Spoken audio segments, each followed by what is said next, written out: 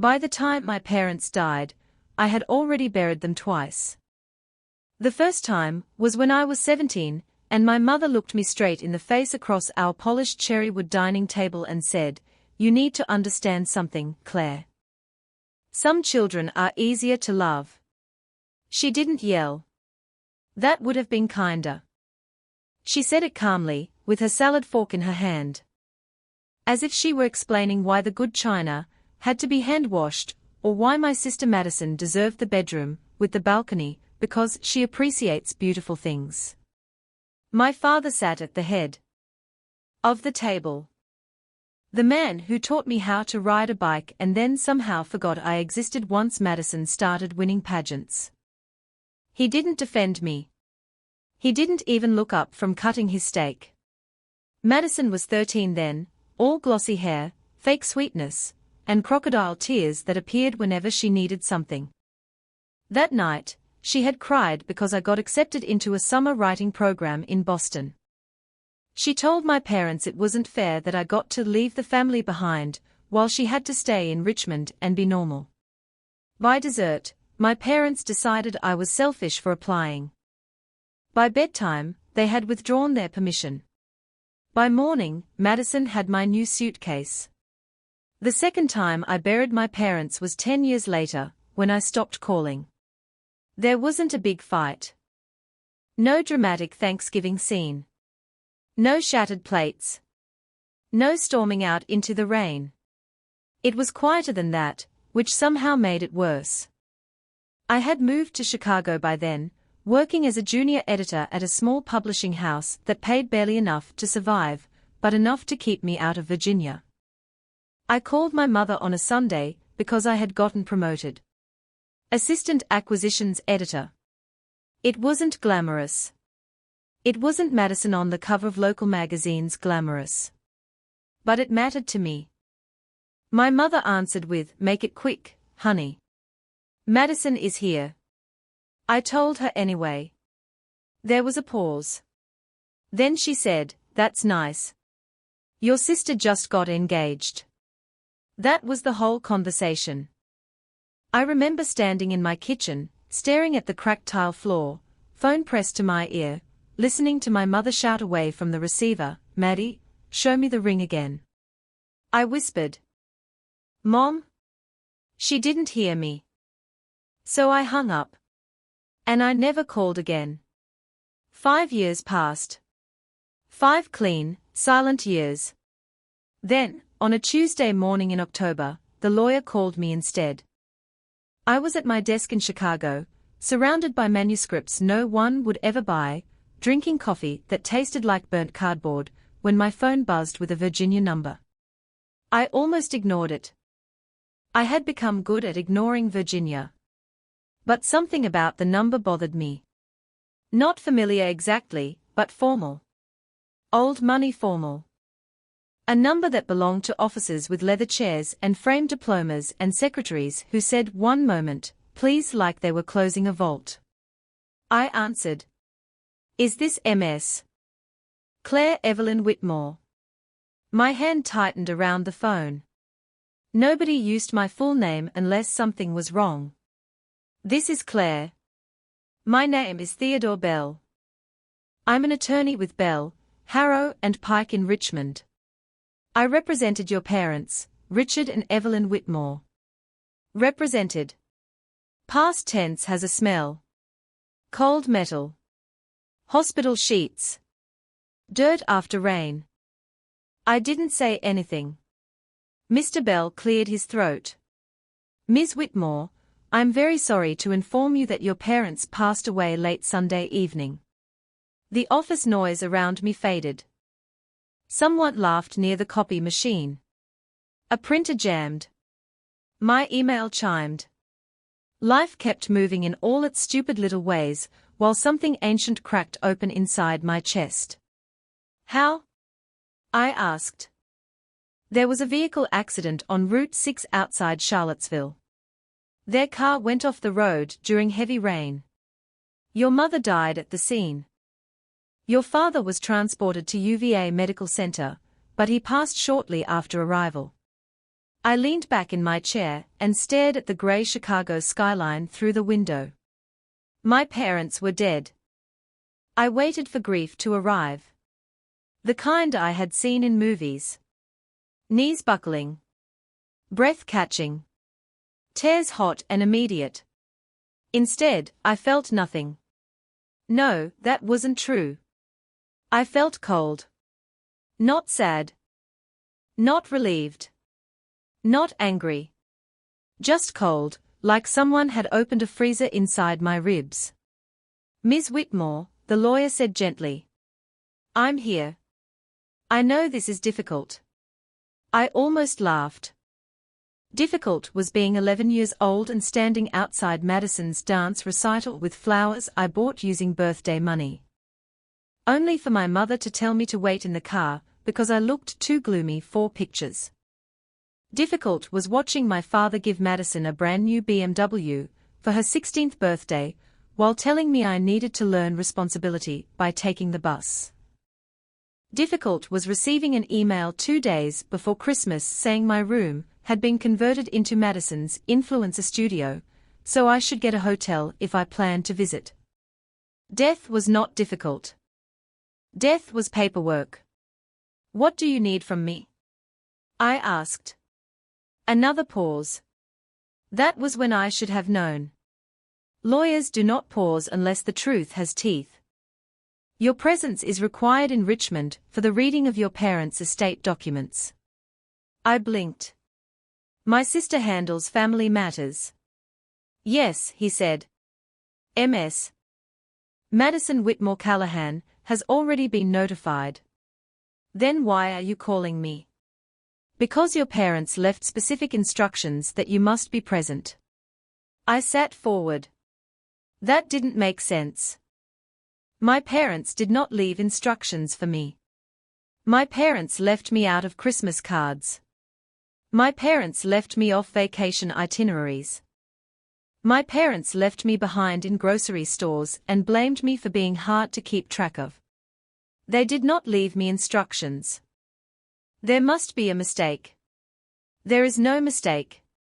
My parents and I weren't close. I'm aware. The way he said it made my skin prickle. Not sympathetic. Not surprised. Aware. As if my distance from my parents was not a family secret, but a legal fact, documented and filed. "What exactly did they leave me?" I asked. Mr. Bell exhaled slowly. "Ms. Whitmore, I think it would be better to discuss the details in person." I laughed then, once sharp and humorless. "They are dead. I live 700 miles away. I think we are past being delicate." "I understand. However, your parents' estate plan contains provisions that cannot be executed without your signature." There it was. Not love. Not regret. Not apology. A signature. Even dead, they needed something from me. "Let me guess," I said. "Madison gets the house, the money, the company, the jewelry, the lake property, and I get to sign a form saying I won't contest it." Silence. My laugh died. "Mr. Bell?" He chose his next words carefully. "Your sister is the primary beneficiary of several assets." "Of course she is. But you are not being asked to waive your rights." "Then what am I being asked to do?" Another pause. Longer this time. "You are being asked to decide whether your sister receives anything at all." The cold inside me turned into something else. Something awake. I stood from my desk without remembering I had legs and walked toward the conference room, ignoring the puzzled look from my coworker Jenna as I passed. I stepped inside, shut the glass door, and lowered my voice. "Say that again." "Your parents' estate plan includes a conditional inheritance structure. Madison is listed as the intended recipient of most family assets, but distribution is dependent on a review process controlled by a third party." "What third party?" "You?" I stared at the wall. The conference room had a framed motivational poster above the credenza. A mountain at sunrise.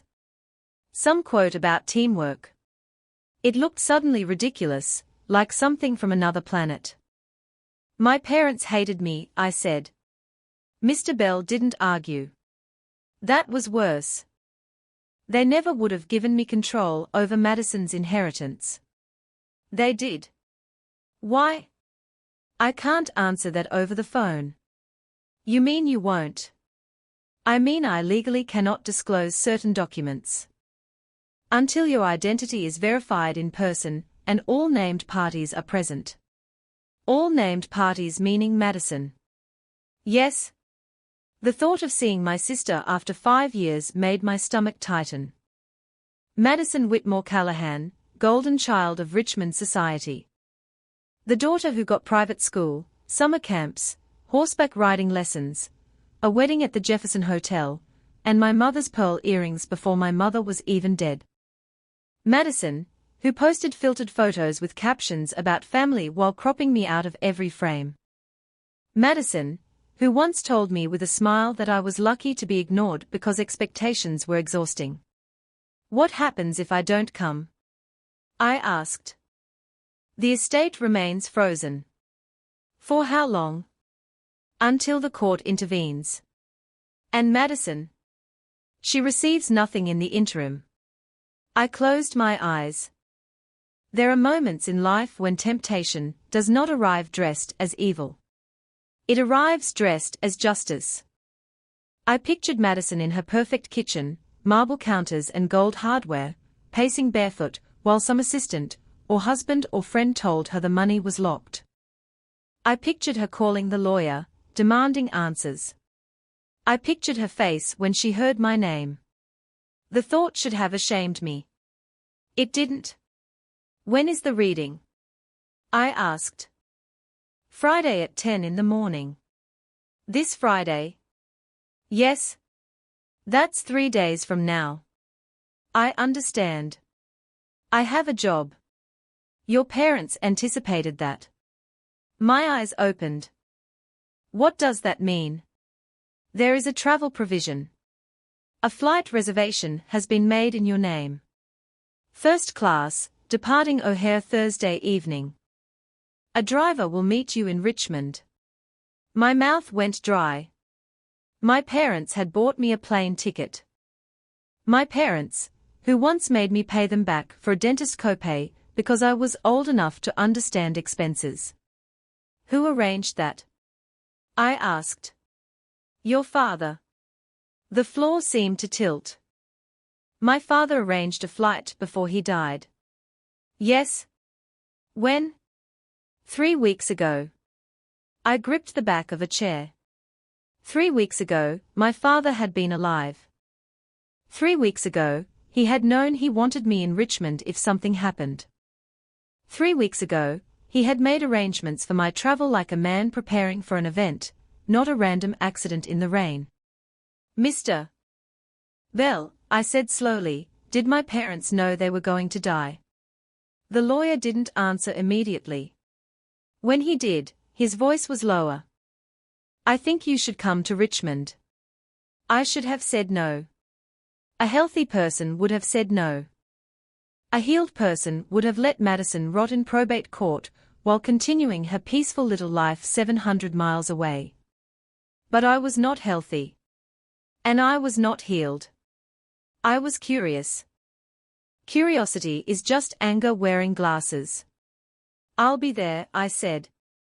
After I hung up, I stood in the conference room until Jenna knocked on the glass. You okay? She mouthed. I nodded because that was easier than explaining that my parents had died and somehow made me the gatekeeper of the daughter they loved. I told my boss there had been a death in the family.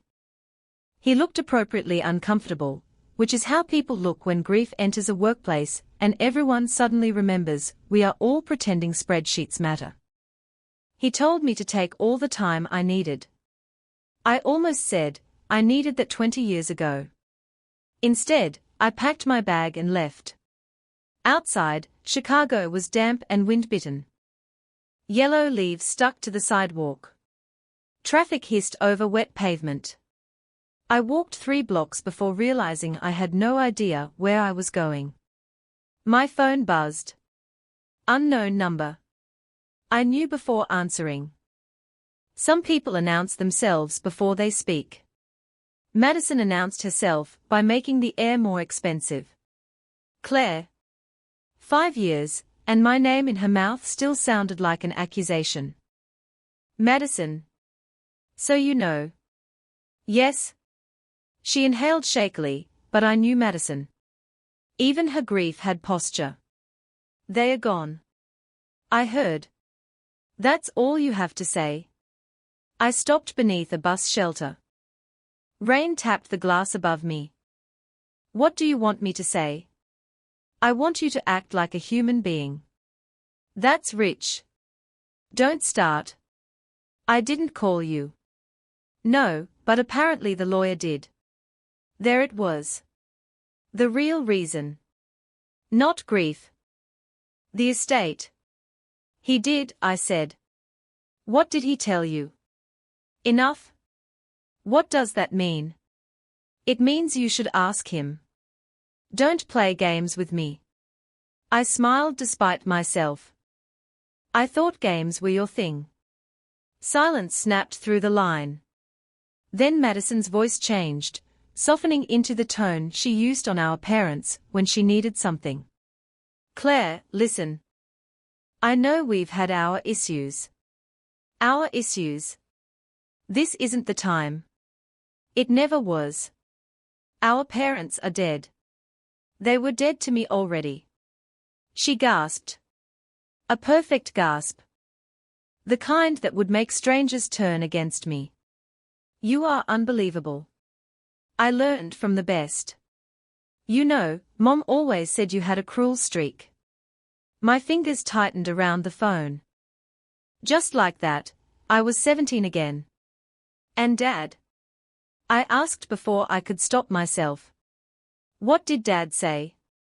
Madison paused. Too long. What did Dad say, Madison? He said you were complicated.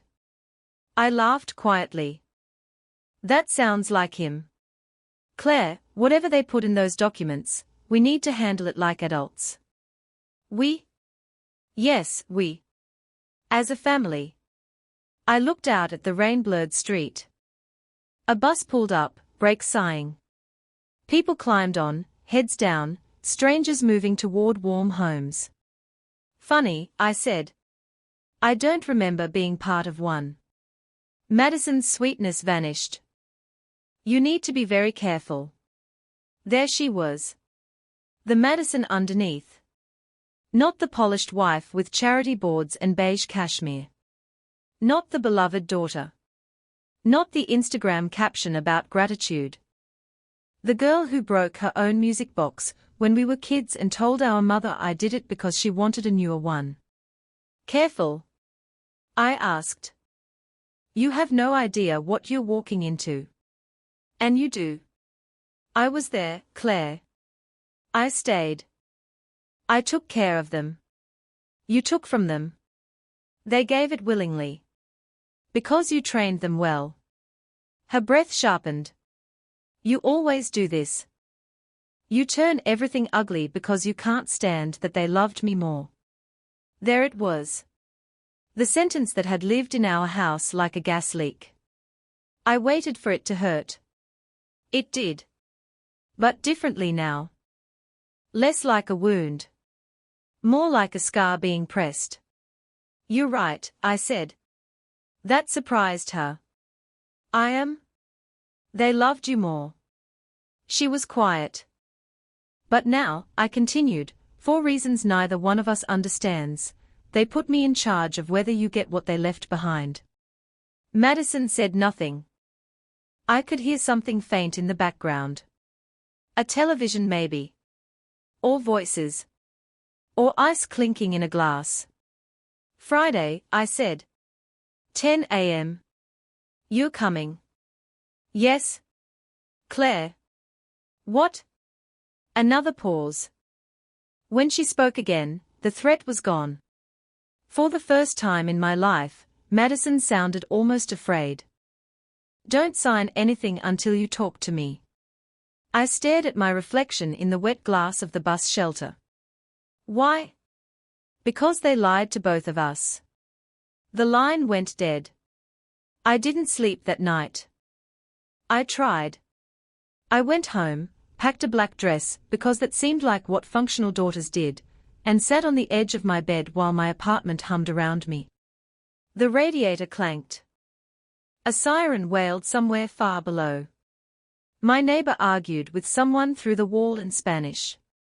On my dresser sat a framed photo I had never bothered to throw away.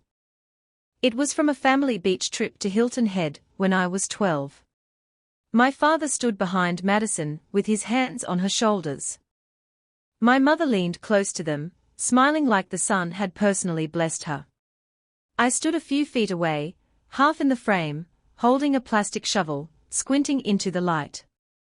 For years, I hated that picture because it proved everything. Later, I kept it because it proved everything.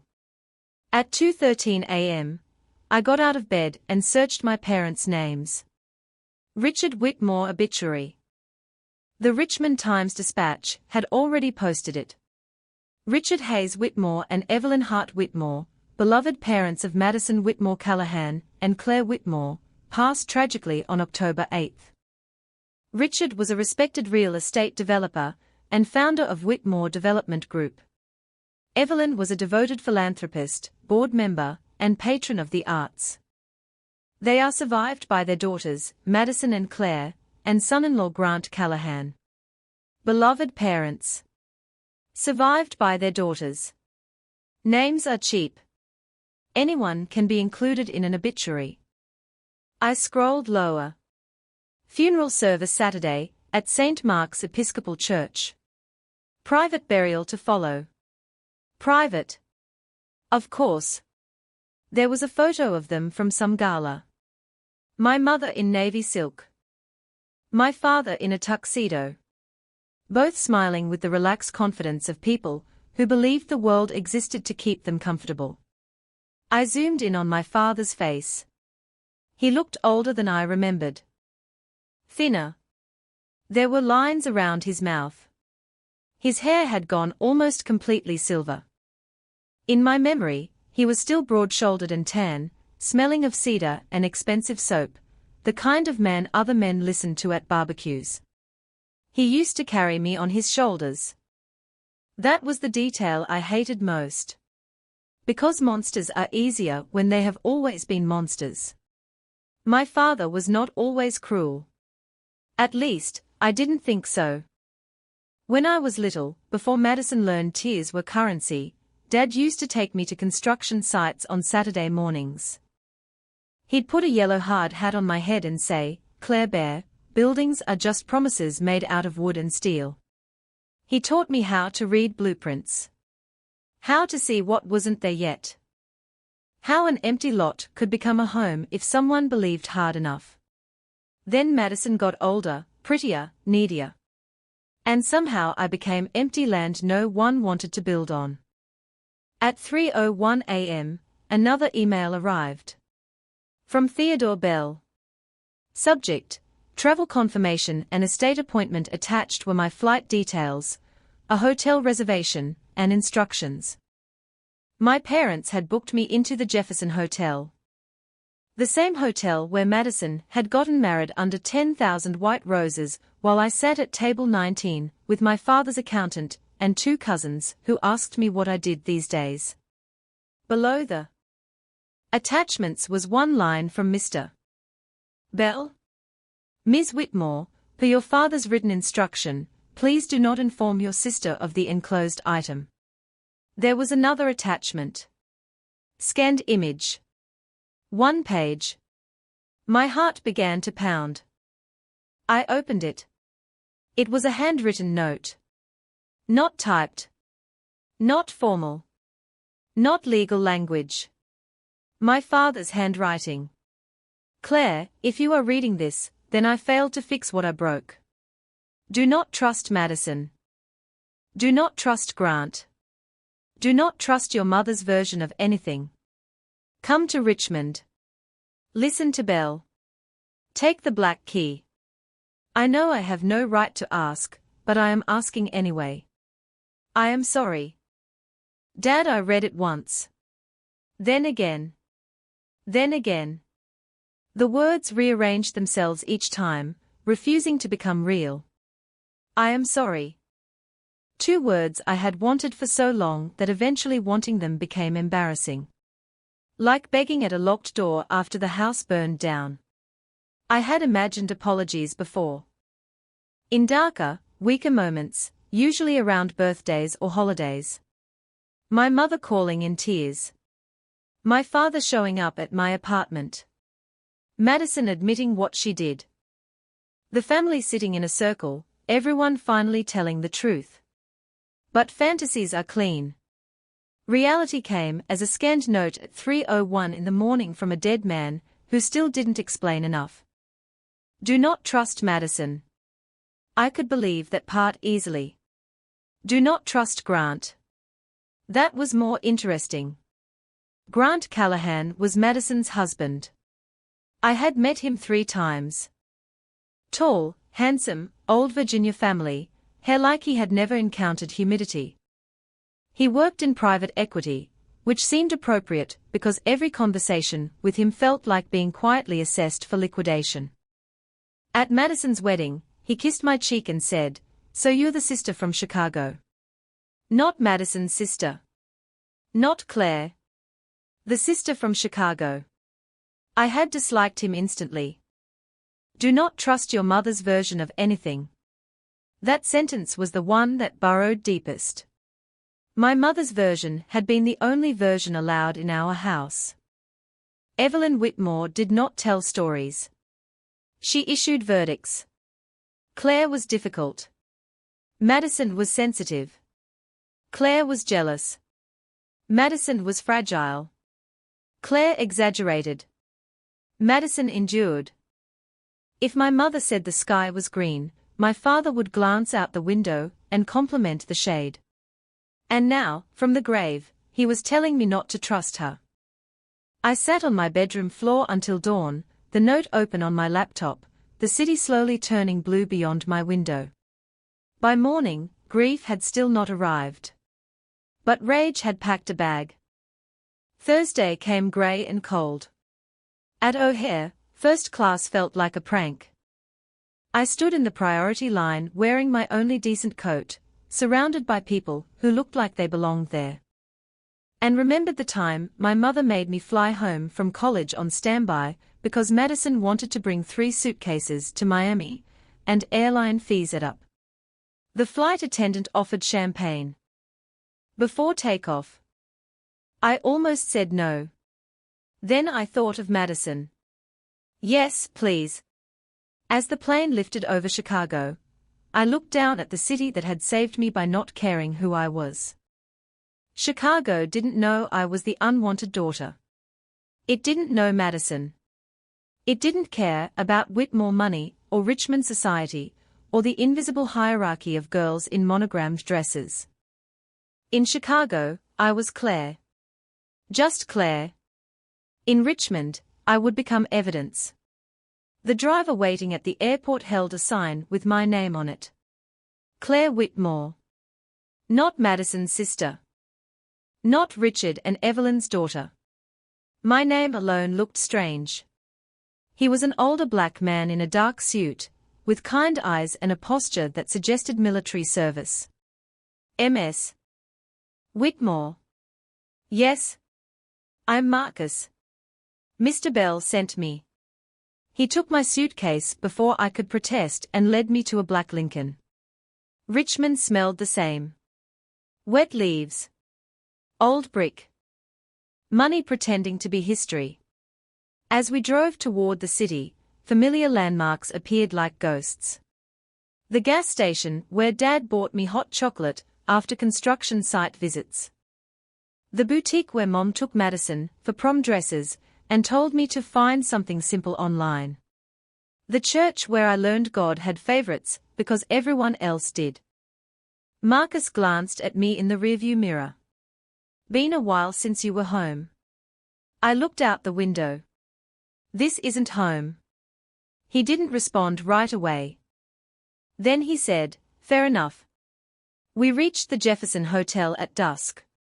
The lobby was all marble columns, velvet furniture, and quiet wealth. A chandelier glittered overhead like frozen rain. I checked in under my father's reservation and rode the elevator up with a couple discussing dinner reservations.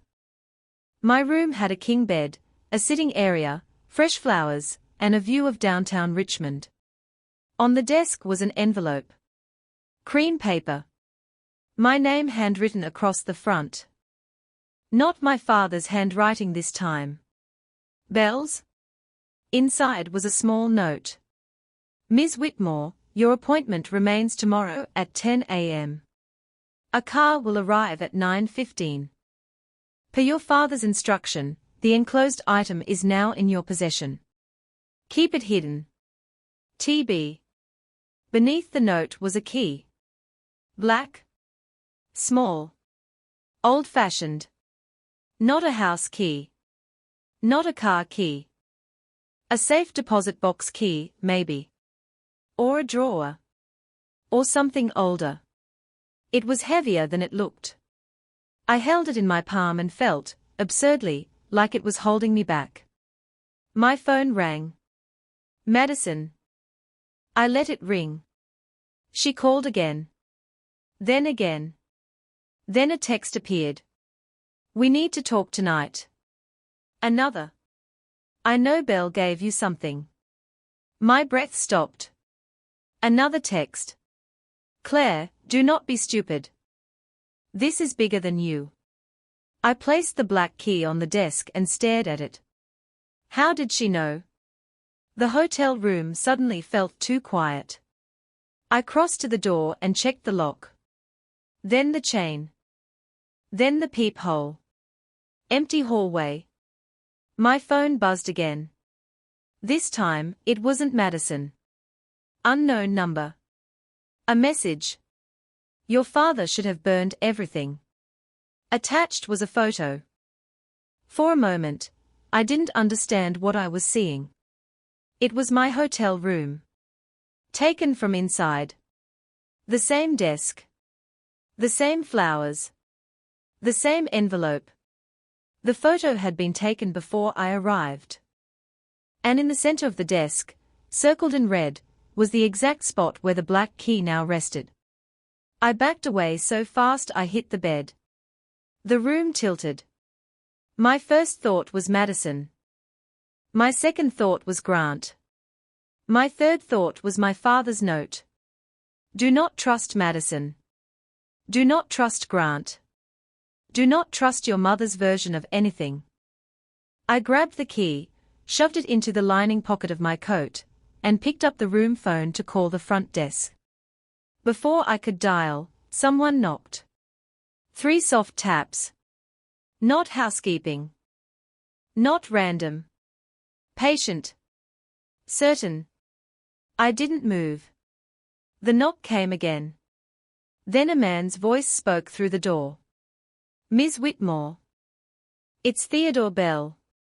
I exhaled, half relief, half fear, and rushed to the peephole. Mr. Bell stood in the hallway. I recognized him from his firm's website. 70s, silver hair, dark suit, face carved into permanent seriousness. But he wasn't alone. Beside him stood Marcus, the driver. And behind them, half hidden near the elevator, stood a woman I had never seen before. She wore a navy coat, black gloves, and sunglasses even though the hallway was dim. Her hair was grey blonde, cut sharply at her jaw. She looked elegant, expensive, and terrified. Mr. Bell raised his eyes to the peephole, as if he knew I was watching. Claire, he said, dropping the formal Ms. Whitmore. Open the door. We don't have much time. I opened it because fear makes decisions faster than wisdom. Mr. Bell stepped inside first. Marcus followed. The woman came last, removing her sunglasses with a trembling hand. Up close, she was older than I first thought. Late 60s maybe. Beautiful once, and still beautiful in the way some women remain beautiful because wealth preserves the surface even when panic eats underneath. Mr. Bell closed the door and locked it. "What's going on?" I demanded. He looked at the desk. "Where is the key?" "With me." "Good." The woman made a small sound, almost a sob. I turned to her. "Who are you?" She looked at Mr. Bell. He nodded once. The woman faced me, and I noticed her eyes then. Green. Like mine. Like my father's. "My name is Caroline Vale," she said. I waited. The name meant nothing. But my body had already begun reacting to it, a deep animal warning rising through me. "I knew your father," she continued.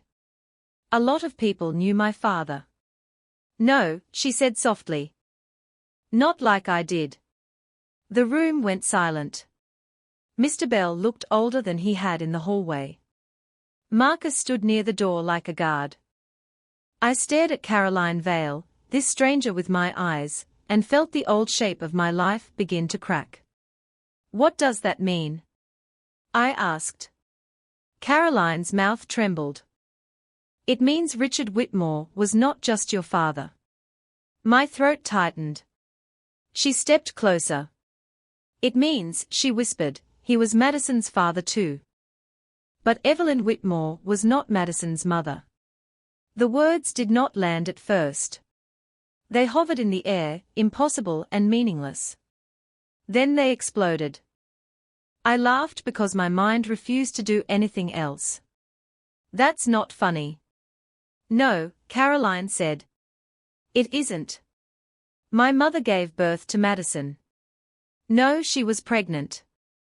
"There are pictures. There are pictures of Evelyn pretending to be pregnant."